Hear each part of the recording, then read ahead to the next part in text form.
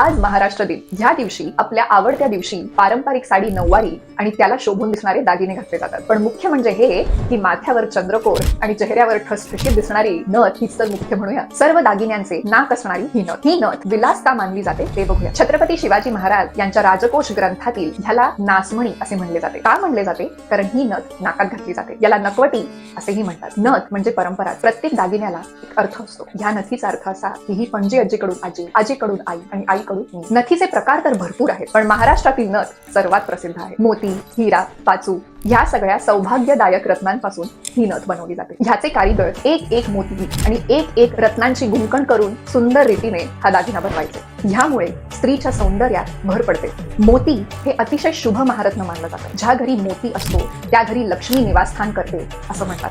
आजही लक्ष्मीची पूजा करताना नथ घालून ही पूजा केली जाते. पूर्वीच्या काळी राजे महाराजांकडे अनेक दागिने असायचे, पण त्यातले बहुसंख्य दागिने हे मोतीचेच असायचे. सर्व शृंगार करून जेव्हा नाकात नथ घातली जाते तेव्हा आपणच आपल्याला आत्मविश्वासाने बघायला लागतो की ह्या दागिन्यांमुळे आपण आपल्या मोठ्यांशी जोडले जातो. भरपूर मोठ्या महारथींनी ही नथ नाकात घालून ठसठशीत मिरवली आहे. इथे नाव पण मला घ्यावंच असतं, प्राजक्त राज यांचं.